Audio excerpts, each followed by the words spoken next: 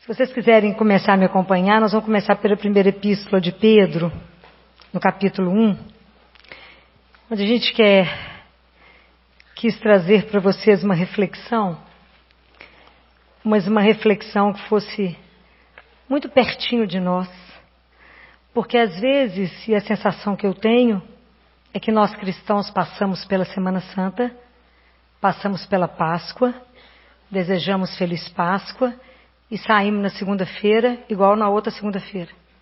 Nada mudou. A sensação que eu tenho é que não vivemos na intensidade o que acabamos de falar.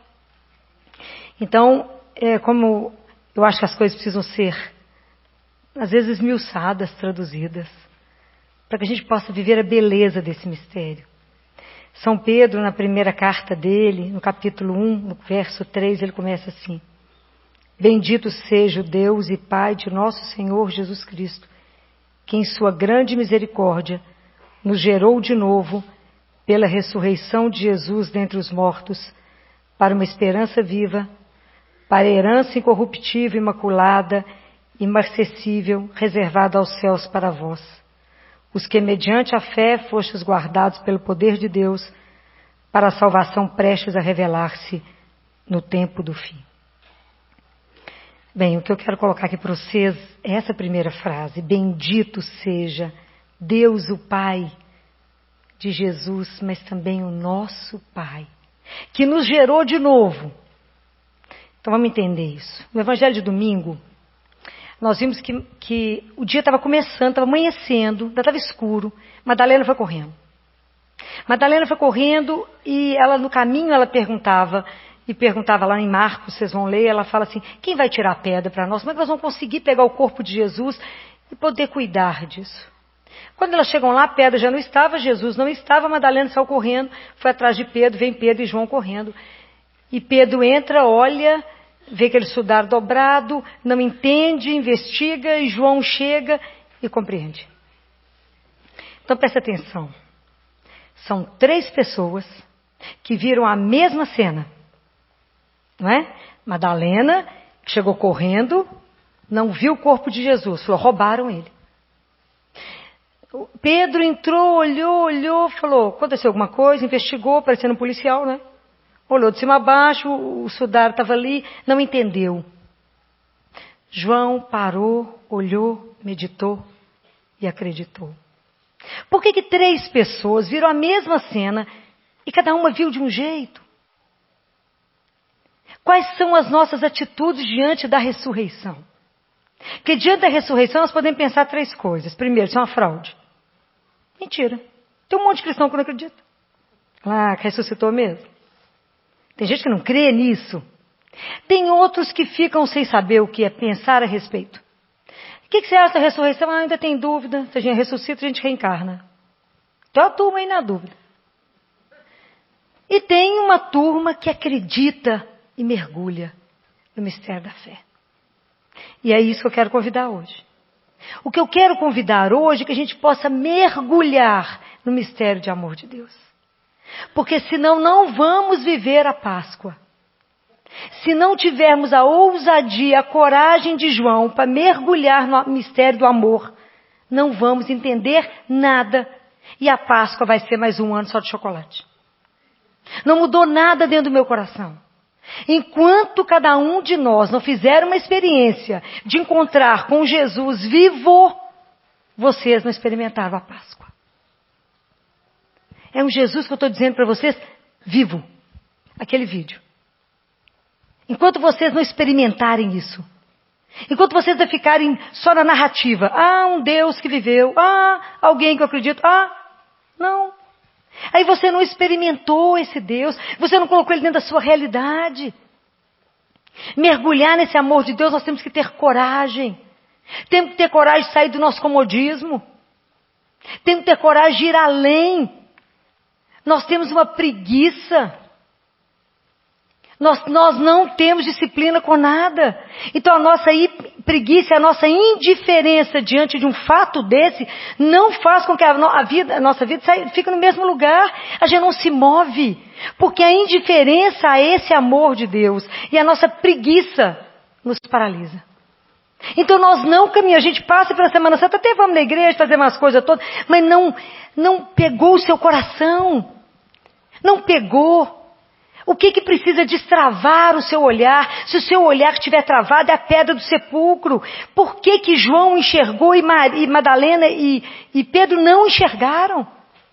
O que faz você ver Jesus vivo? O que não faz você ver? Qual é a pedra que está tampando o seu olhar? Aqui, seguindo a leitura de Pedro, ele fala, será que a gente consegue rejubilar com essa notícia? Será que a gente consegue ter uma alegria indizível? Será? Será que conseguiríamos vibrar de falar, Jesus ressuscitou? Será que isso mexe no nosso coração? De falar, gente, olha que realidade é essa, ele ressuscitou. Que nada, levanta de manhã, o domingo continua o mesmo. Distribui Páscoa, faz um almoço, o povo mais briga no almoço de Páscoa, mais problema do que tudo. Não celebra um Deus vivo. Então, a minha preocupação com a nossa vida de fé, com a nossa religião, é fazer uma religião que seja vida. Enquanto a gente não entender que a Páscoa é agora, que a vida é agora, nós estamos mortos. E está adiantando o que a nossa fé? Se não for uma fé que me faz vibrar e dançar, falar, a morte não tem a última palavra. Ela é a penúltima.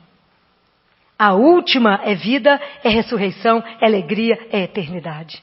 Mas se nós, como cristãos, diante do sofrimento e da morte, ficamos acuados, não temos coragem de entrar no mistério do amor e falar com o outro e dar coragem ao outro e falar, não é a última palavra, a vida não encerra aqui. Se não tivermos essa ousadia de cristão que crê verdadeiramente num Deus, que fé está servindo para quê? Se não é para te colocar de pé, então para mergulhar no amor de Deus, nesse mistério, nós temos que ter ousadia. Não é para negar a realidade, não é para fechar em si mesmo, mas é ter coragem de ir além, de dar uma resposta, mas não tão óbvia a respeito da sua fé. Não ter medo de ser questionado da sua fé. Não ter resposta banal pela sua fidelidade a Deus, pela sua lealdade a Deus. Mas saiba responder o que te põe de pé. Tenha convicção daquilo que te levanta. Que esse Deus não é uma história da carochinha, isso é de verdade. Que bendito é mesmo Deus que nos deu Jesus vivo. Mas vocês têm que passar por essa experiência. Esses dias a Santa Casa está fazendo, igual nós temos residência, até de psicologia, de CTI, de hospitalar. E a semana passada uma residente de psicologia foi despedir de mim. E falou comigo assim, ô Filó, eu queria te falar uma coisa. Porque assim, eu não sou muito chegada assim, em religião. Já ouvi falar que Deus existe? Falei, que pena, que pena. Que tempo que você está perdendo. Que tempo de viver na presença desse Deus. Ela falou, mas eu queria te dizer que esse foi o último estágio aqui no CT infantil, estou voltando para o CT adulto. E mesmo que eu não creia, o quanto que é importante ver que no meio de uma parada, no meio de um sofrimento, você chega, batiza uma criança, pega na mão da criança, reza com ela, busca todo mundo para uma outra realidade, fala, opa, não acaba aqui. Tem mais, tem muito mais. Quando você fala com uma criança assim, pode ir, vai subir na árvore, vai brincar de pique. Vai brincar de roda? Tem muita gente esperando. Pode ir. Quando sente é capaz de... Quando você fala isso, ela falava e chorava. Você me chamou para uma outra realidade que fica... A gente vai endurecendo, Filó, dentro do hospital, de ver tanta dor. Eu falo, mas é porque não tem a última palavra. A morte e a ressurreição de Jesus foi para nos dar uma garantia de uma vida eterna. Então, se a gente tem consciência que a vida é agora, São Paulo fala assim, que pena dos cristãos que esperam Jesus só para essa vida. Mas que pena dos cristãos que esperam Jesus só para depois da morte. Não pode. Jesus é uma vida para ser vivida aqui agora. Ressurreição é para agora. É para esse momento quando eu descubro que Ele está vivo. E eu partilho a minha miséria de vida com Ele. E Ele participa comigo da minha vida. Ele dá um sentido novo. Quando vocês começam a abrir os olhos e falar, a minha vida não é só isso, eu tenho uma pertença. Eu tenho um Deus, um Pai. Que eu pertenço a Ele. O dia que vocês entenderem isso, que a vida de vocês está ligada nele. Não tem costura, gente. Não vai se soltar. Somos dele. Ao dia que entendermos isso. Ao dia que entendermos isso. A profundidade do que significa ser filho do Altíssimo. Por isso Ele nos gerou de novo. Porque Madalena foi lá correndo no primeiro dia da semana. Onde tudo começava de novo. Por isso Jesus nos gera de novo. Teve a criação, com a ressurreição, nós somos recriados. É um outro povo. É um outro povo. É um Deus que vela por nós. Se vocês lerem o Salmo 121, no versículo 4, fala assim: não dorme o nosso Deus. Não dorme, eu posso falar para vocês. Deus não pode cochilar, Ele não tem direito de cochilar. Se Ele cochila, alguém morre.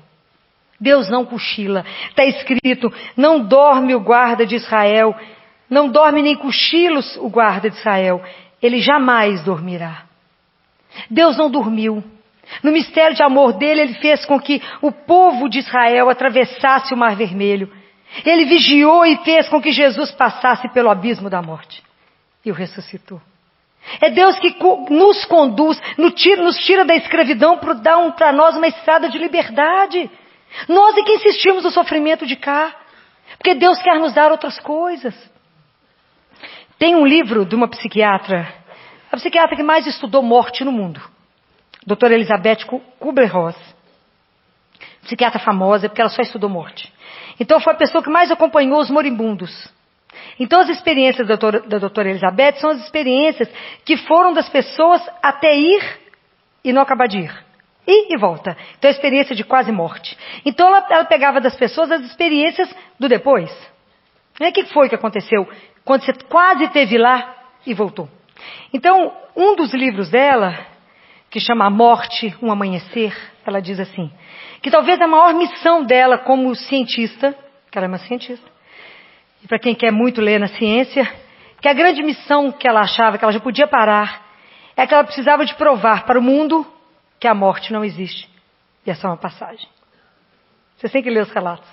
E muita coisa do que? Porque eu acompanho os meninos que vão, né? Assim, acabam de ir. Mas as coisas que as crianças me falam antes, quantas coisas que ela descreve no livro dela, que ela viu fazendo antes. Que é só uma passagem. A morte não vai encerrar. Temos uma vida para continuar. Então, a certeza disso muda tudo, porque quando você tem consciência que você tem uma pertença, você tem essa consciência da ressurreição, consciência de que você vai viver agora, diante de um Deus, diante de uma presença. O problema é que nós corremos demais com o nosso ego, achando que lá na frente vai dar certo, e não percebemos a presença de um Deus aqui agora. Então, nós não silenciamos. Eu falo que a gente vive numa hemorragia cerebral de tanta fala. A gente fala demais. E a gente não silencia. Então a gente não escuta a voz do nosso amado que nos chama pelo nome. Pode imaginar a emoção de Madalena quando ele chamou ela pelo nome dela? Ele vive tentando nos chamar, a gente não escuta. É barulho demais. Mas ele está aí vivo. Então quando a gente sabe dessas coisas, a gente começa a buscar as coisas do alto. A gente começa a dividir tudo com Deus porque Ele escuta.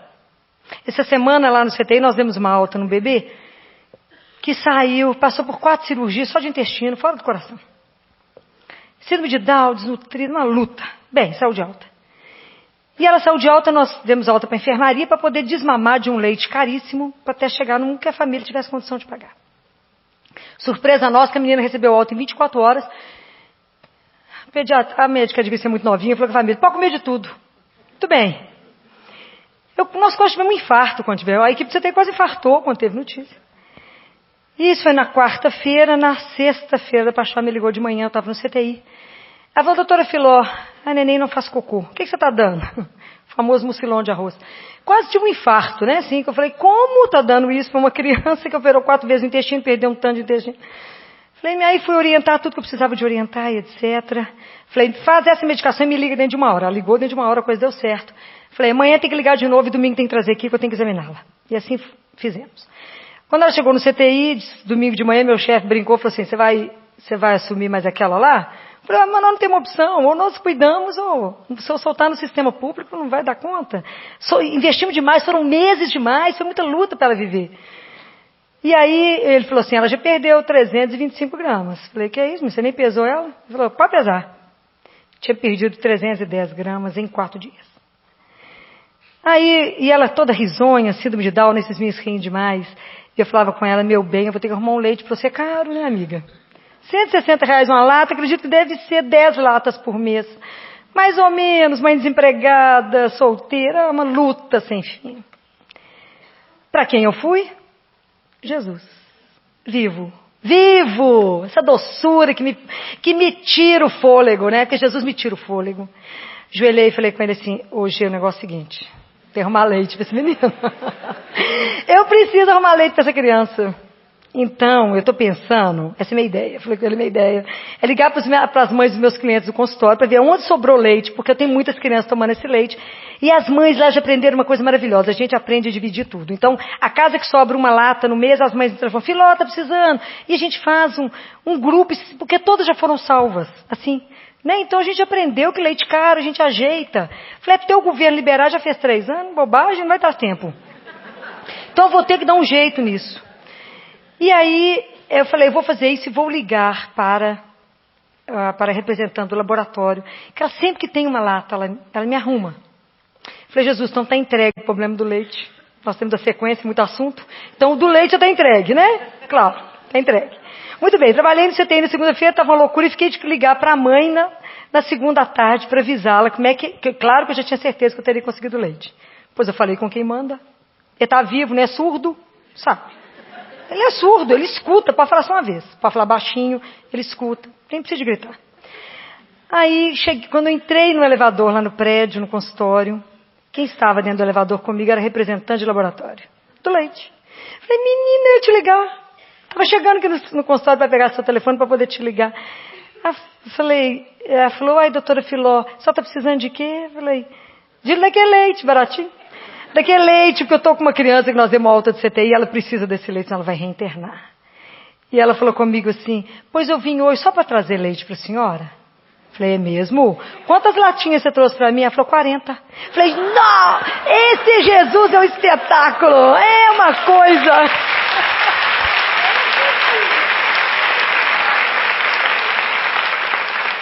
Essa experiência desse Deus vivo que eu falo com vocês, eu falei, já me deu 4 meses de segurança.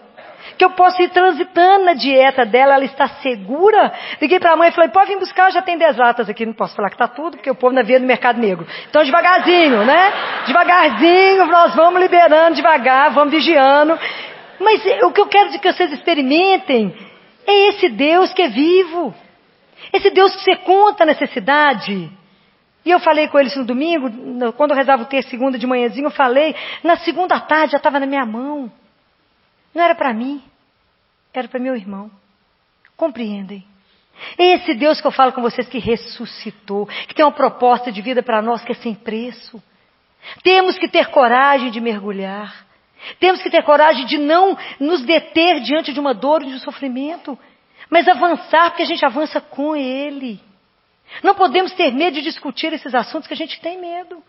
A gente fica, não sei o que eu falo com o outro. Visitei um senhor com câncer. Tem que ter coragem de dizer, não tenha medo. Você vai ver coisas que eu sonho ver. Mas ainda não pude ir.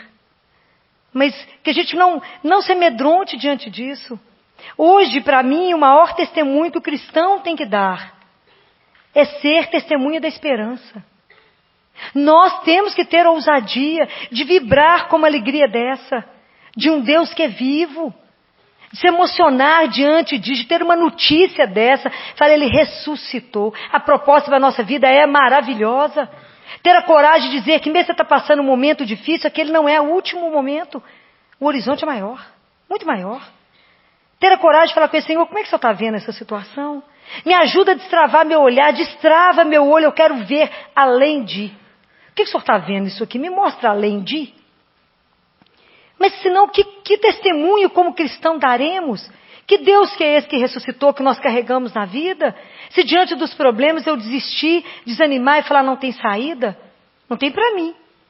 Tem para o Senhor. Tem para o Senhor. Então a gente precisa aprender a estar com o Senhor em toda situação. E o testemunho da esperança e da alegria do cristão é o que busca.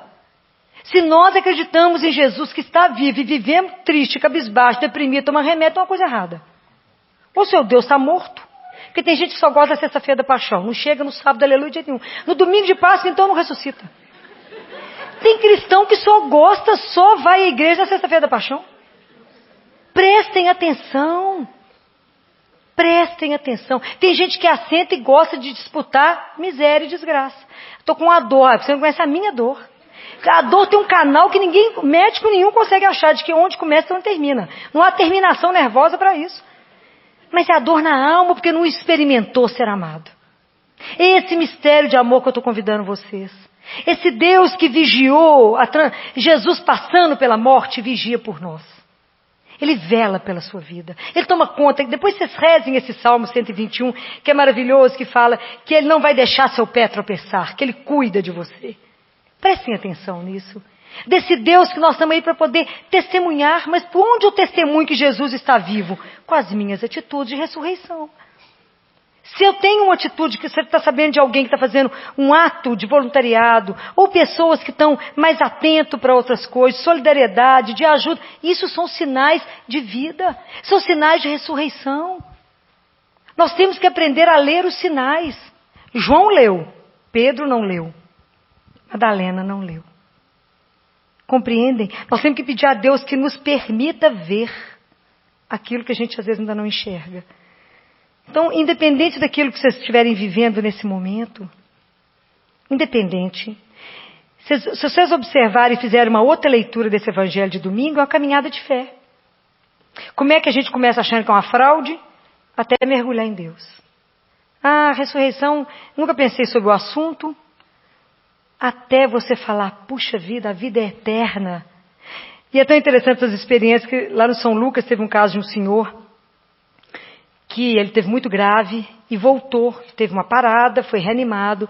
E quando ele voltou, estava bem, conversando, comendo, lá no CTI. E falou com a médica assim, eu queria saber qual foi o médico que me deu um soco no peito. Porque é assim que começa a massagem. De adulto, você dá um soco, porque geralmente é arritmia para ele voltar, porque o coração às vezes pega no tranco, diferente da criança. Ela falou, por que o senhor quer saber qual foi o médico que te deu um soco? Não quero saber. Ela falou, mas se o senhor não contar para quê, a gente não vai contar para o senhor quem foi. Mas não sabe a intenção? Por que o senhor quer saber? O senhor quer agradecê-lo? Falou, não quero não. Não, então o que o senhor quer com ele? Eu quero dar um soco na cara dele, por ter me tirado daquele lugar maravilhoso que eu estava. Por ter me tirado daquele lugar maravilhoso que eu estava. Né? Um dos casos da doutora Elizabeth, quando uma pessoa que era paralítica retorna, o que ela descreve é que ela sai da cadeira e dança. Então tem muita coisa linda nos esperando, mas para isso nós temos que começar uma vida aqui agora. A ressurreição é aqui. Minha mudança dos meus valores começa aqui agora. Na hora que eu tomo consciência que a minha vida não vai encerrar na hora que eu estiver deitada, doente, acabando. Não vai. Vou continuar numa outra perspectiva. Claro que vamos. Para isso ele passou por tudo isso. Para nos dar a vida. Por isso tem que ser uma alegria indizível. Nosso coração tem que vibrar. E nós temos mesmo que ser testemunhas. Cheguei lá no CTI hoje contei para todo mundo. Falei, presta atenção em Jesus. Como é que ele escuta tudo que a gente fala? Prestem atenção para vocês poderem aprender a viver essa intimidade com o nosso Deus. Ele é vivo, eu falo com vocês que ele anda aqui dentro, que ele não é surdo. Vocês têm que aprender a conviver e colocar a vida de vocês diante dele e falar, é para lá, Senhor? É para cá? O que nós vamos fazer? Divide comigo, caminha comigo. Essa relação com esse Deus amoroso que cuida de nós não tem preço. Ontem eu estava observando uma criança que fazia 2 anos lá no consultório e ele estava assustado. E ele estava choroso, o pai colocou ele sentadinho para examinar. E eu falei com o pai, e ele esticava a mãozinha assim, que ele ainda não falava direito. Eu falei com o pai, ele quer a sua mão. Pode dar a mão a ele. Quando ele deu a mão para o pai, acabou o choro, pude fazer com ele o que eu queria. Eu estava pensando à noite, falei, Jesus, é assim, né? Se a gente tem a certeza da presença do Pai, só dá a mão. O resto, pode fazer. Porque o Pai está ali. Ele cuida. Ele vela. Ele toma conta do nosso sono. Ele está ali tomando conta de cada situação da sua vida que você acha não terá jeito. Eu digo, tem jeito. O Pai está ali. Ele olha por você. Você pode ver a pior situação da sua vida. Ele olha por você. O olhar de Deus é exclusivo para você. Deus não ama assim na multidão, não. O amor dele é exclusivo.